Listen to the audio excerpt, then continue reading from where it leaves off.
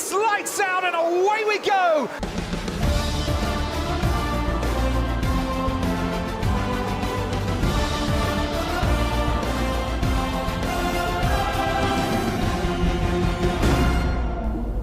Sejam bem-vindos mais uma vez ao Lights Out Podcast. O meu nome é Alejandro e hoje estamos aqui para comentar o Grande Prémio da Arábia Saudita e para fazer uma análise daquilo que foi um fim de semana. Foi um fim de semana diferente ao habitual porque tivemos uma qualificação muito diferente àquela que é costume, mas afinal o resultado foi o mesmo, essa dobradinha para Red Bull com esse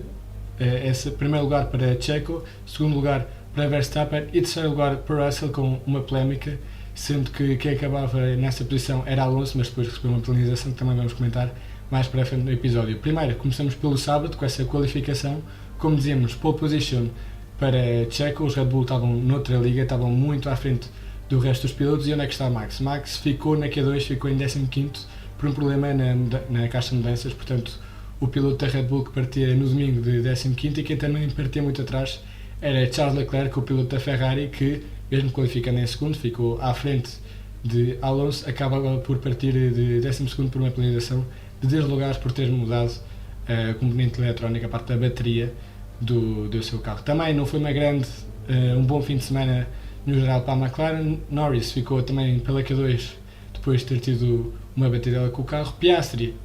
começou muito bem, com essa nona posição depois da penalização de Leclerc, que passava para o oitavo, portanto uma grande classificação do rookie australiano dos Papaya, mas que depois, na saída de domingo, logo nessa primeira volta teve uma batidela e teve de ser logo o primeiro a passar pelas boxes. Já no domingo, como dizíamos, um grande arranque com Alonso a passar para o primeiro lugar, ele que, quando partindo de segundo, conseguiu passar para a frente de Checo Pérez, que não conseguiu aguentar esse ataque, essa primeira saída de Alonso, mas depois, à frente, mais à frente, víamos que Alonso recebeu uma penalização por não se ter colocado como deve ser devidamente nessa grelha de partida, ele que estava mal posicionado. Vimos também que aconteceu isto com o Ocon e ele que parava nas boxes depois sob o safety car do seu próprio companheiro Lance Stroll, que teve um problema e teve de abandonar a corrida, portanto a primeira desistência, e nesse safety car Alonso aproveitou para fazer a sua paragem, para cumprir esses 5 segundos de penalização e continuar por trás de Checo Pérez. No entanto, esta penalização não foi bem servida e foi o que levou também o que levou a receber esses 10 segundos de penalização, que vamos comentar também mais à frente, que afinal acabou por o tirar do pódio. Enquanto Alonso e Checo estavam nesta batalha, realmente Checo estava muito longe, depois daquilo ficou tudo mais compactado, mais compacto com este safety car. Tínhamos dois pilotos, Verstappen e Leclerc, que estavam a fazer uma corrida de trás para a frente, como dizíamos, a partir de 15º e 12º, e que acabavam por trazer pilotos para trás e ultrapassar pilotos volta após volta. Vimos que o Verstappen estava com um ritmo muito bom, ele que chegava antes do safety car em 6ª posição e depois das paragens que aconteceram, ele que beneficiou um bocado deste safety car, acaba por subir para 4º e ficava muito perto dos pilotos que tinha à frente, que neste caso eram Russell, o próprio Alonso e Checo. Portanto, também tínhamos por outra parte Leclerc, como dizíamos, ele que se calhar foi um bocado mais prejudicado. Vimos também, já não é um problema novo, é um problema recorrente quase que na história da Ferrari, essa degradação dos pneus, né?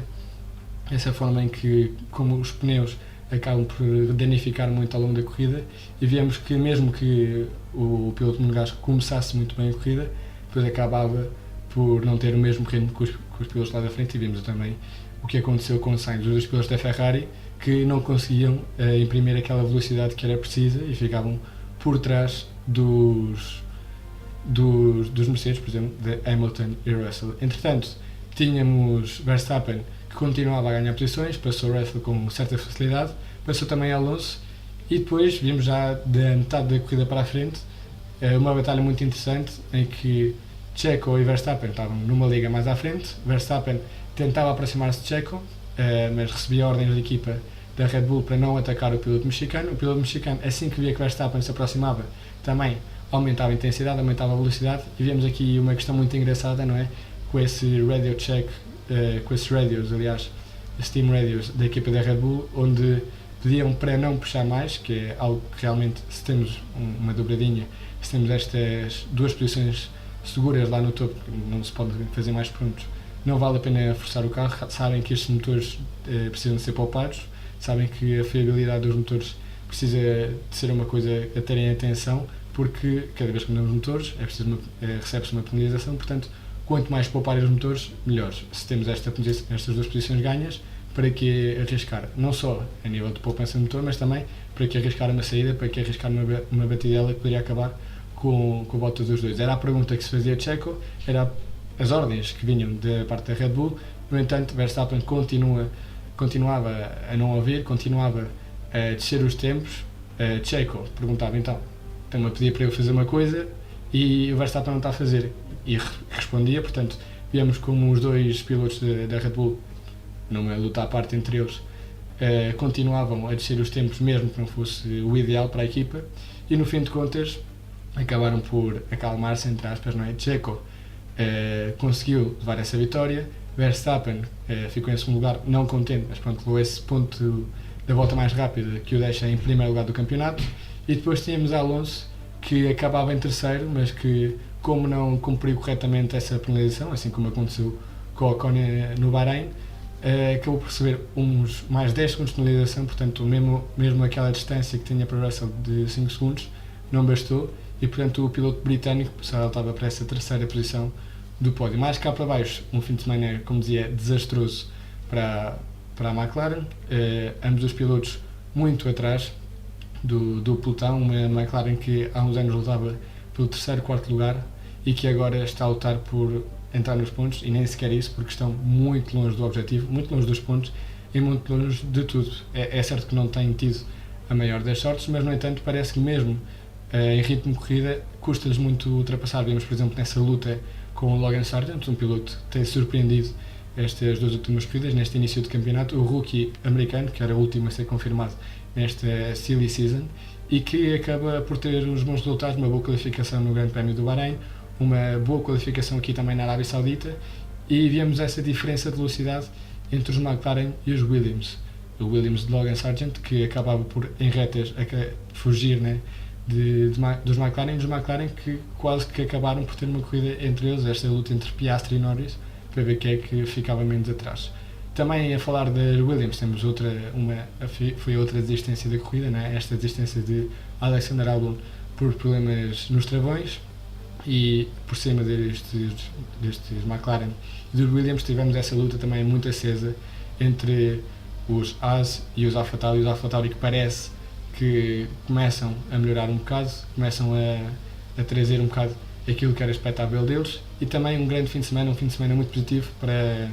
a Alpine, um Alpine que tinha tido, por exemplo, no caso de Ocon, um fim de semana desastroso no Bahrein. Este fim de semana parece que fez uma boa qualificação, uma boa corrida, e acaba por entrar também nos pontos. Portanto, assim, overall, essa dobradinha da Red Bull, que parece que está a correr sozinha este ano, e pelo que parece já não são nestas duas primeiras corridas, mas também vai acontecer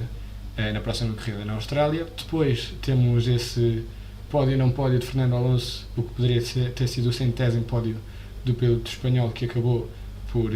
fugir das mãos dele depois desta penalização. Portanto, o Russell, que ficava nessa terceira posição, depois seguidamente Fernando Alonso, e temos depois os Mercedes e os Ferrari, como comentavam, o Ferrari muito longe daquilo que tinha sido o objetivo.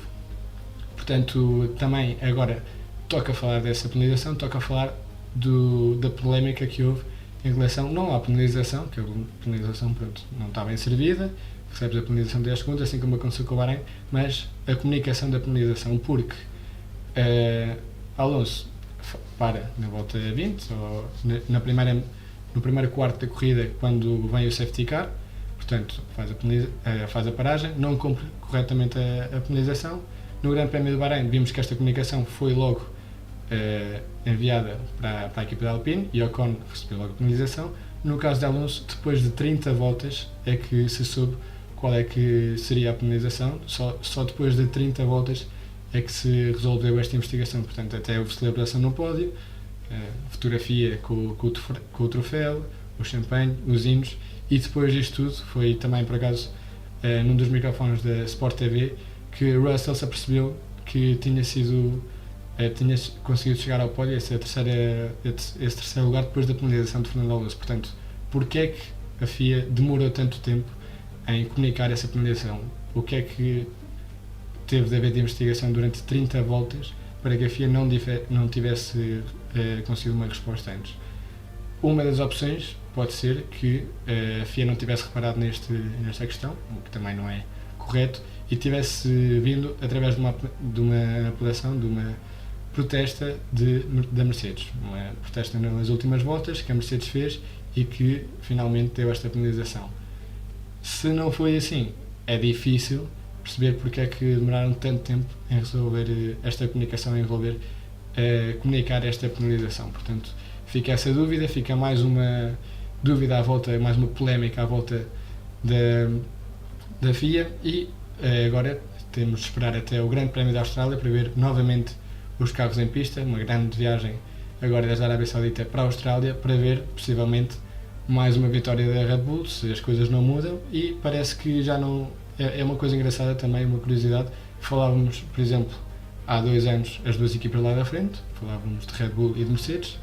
O ano passado já falávamos das 3 equipas lá da frente, falávamos da Ferrari, da Red Bull e da Mercedes, e este ano já falamos das 4 equipas lá da frente. Parece que estas novas regras, este novo regulamento da Fórmula 1 está a aproximar as equipas todas, parece que temos mais pilotos, entre aspas, né, pela luta do pódio e pela luta da pole position, se bem que a Red Bull está muito longe, mas já falamos em 4 equipas, falamos na Mercedes, falamos na Ferrari, falamos na Aston Martin e na Red Bull, e agora até parece que falamos quase praticamente da Red Bull por um lado, da Aston Martin a tentar chegar um bocado perto e da Mercedes e da Ferrari a ver o que conseguem fazer, porque nenhum destas 2 últimas equipas parece estar muito bem este ano. Portanto, também esta curiosidade destas 4 equipas, veremos o que é que acontece no Grande Prémio da Austrália, veremos também se a McLaren começa a aparecer novamente, parece que tem tido um início de época muito mau e não se espera que melhore, pelo menos nas próximas corridas, ou brevemente, e também espera-se que a Red Bull continue ali no topo, a dominar tudo e todos, e com um nível e com uma velocidade que parece que ninguém consegue acompanhar. Portanto, veremos do que é que ela não é capaz, veremos do que é que a Red Bull é capaz e veremos o que é que acontece no Grande Prémio da Austrália daqui a 2 semanas. Um grande abraço.